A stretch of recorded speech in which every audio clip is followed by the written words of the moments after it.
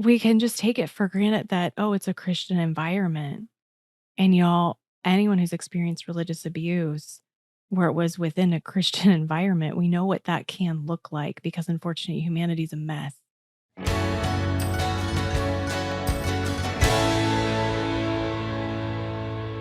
With all of these policies and procedures and all of these different conversations you have of that nature, and that sort of inside scoop that you have on what this looks like for an organization, what that process looks like, what would you recommend someone be looking at when they're seeking a healthy, safe church community or even a parachurch organization that maybe they want to get involved with?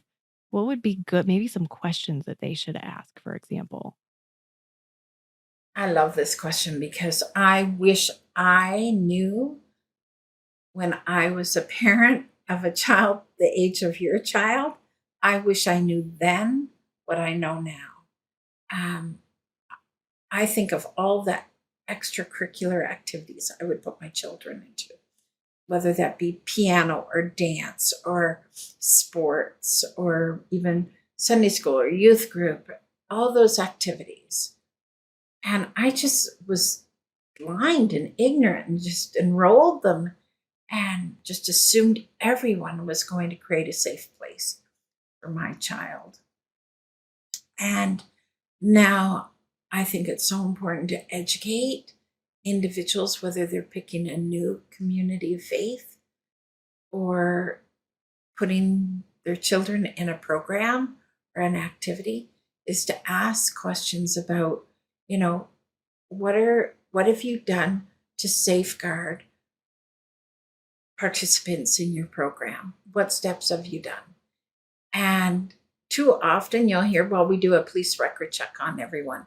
Wrong answer, Yes, they should do a police record check. But if that's all they've done, they are really missing the mark.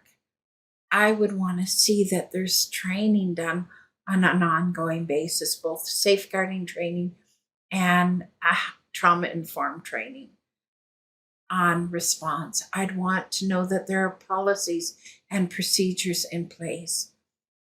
I would want to know that my child is not being left alone with just one individual. I would want to sit under their teaching for a while. And if that even means listening to some sermons or messages on the internet before I walk in the door, to understand how they're using scripture and, you know, if they're teaching the whole counsel of scripture or if they're just taking and manipulating one scripture for their own benefit. So those are some things I'd be watching for. I'd want to see how people interact with leadership, and is there an equal playing field where people can speak into each other's lives in a safe way. That's what I think we should be looking for. Mhm. Thinking about what you brought up about, you know, kids like my son's age, I have not been able to, and I think it's good, but sometimes it can be like, gosh, other people do some of this stuff so easy. And I can't. I can't just drop him off at the community, whatever, for a few hours on kids' night out and go out with my husband. Like, I don't know these people. Like, I don't know. I mean, there was one thing where we went to and it looked like it was gonna be good, and my husband and I went to drop him off, and then we ended up staying, and he played, but we could see him through the glass, and we just hung out there because we're like, "What even happens?" It was a lot of kids to a couple of, like, teenage workers, who were doing the best they could, but somewhat aloof, to be honest, and I'm like, there's the age range was like 5, which was him, he's 5, all the way up to, I think, like 12 or something. So I don't know how these kids are interacting with him when I stop and see them talking. I don't know what they're saying to him. I don't know what they're talking about. What if he had to go use the restroom in that 3 hours? Is there an adult going with him to make sure? Like, who else is in there? I mean, there's just all these sorts of things. I'm like, I can't do it. And it can feel, I say this for any parents out there who are maybe feeling like there's something wrong with them. There's something that comes with awareness and from whether it's our personal experience or it's stories we've heard that I think can make us wiser. And so even though it's like, gosh, I kind of wish I could just, I mean, you wouldn't wish that you could just if something happened. So I choose to be grateful that I'm aware so I can prayerfully help make decisions to keep my son safer. Another example is there's a life group we had wanted to go to, which is a big statement for me, for anyone who has followed along. I'm not really a life group gal. That's something that can be really tough for me to be a part of. But there was a life group that we wanted to check out and we had met, some of the people in it and they're just absolutely lovely. I can't do all the kids just go in the basement or go Oh, outside or go in a room though while all the thank adults are you. together. I'm like, I can't. Good for you, I don't Naomi. and God bless those other children. I'm not saying they're monsters. It's just we're just not there to they need us. Mm. They need us to disciple them and to help them and to help, navigate things and I'm not even going worst case scenario though I easily could, but still it's like we can just take it for granted that oh, it's a Christian environment.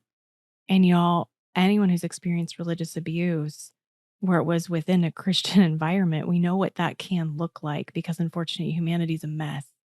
And it can be a beautiful mess at times, but it can also just be a horrific mess at other times. And so, how do we make these decisions knowing the responsibility that we have? It's something that weighs really heavily on me. So, Melody, I appreciate you speaking to it. And again, for any parents out there, anyone in a parental role playing, a guardian role, if you're struggling with these things, I don't think it means there's something wrong with you. I think it means you're aware and you're really trying to raise that child well and safely. And I commend you for doing so. And how can we do that? Like, again, my son doesn't necessarily miss out. It's just I don't get to peace out and go have dinner with my husband. I got to figure out a different date night scenario for myself. I would want to see in that life group setting that there are adults with those children, that there are at least two unrelated screened adults in that, you know, taking care of the children during that life group. That young people are never left alone with children under the umbrella of a church or parachurch organization, that there's always adult supervision. Too many of the phone calls I get about abuse happen within young people who are abusing children. So I'd be looking for again, policies around life groups and supervision of children and appropriate ratios and, clear communication with parents so that as a parent, I know what the program is. I know what television show or movies or books they're reading, that parents are involved in the discipleship and in really the choice of the programming that's provided.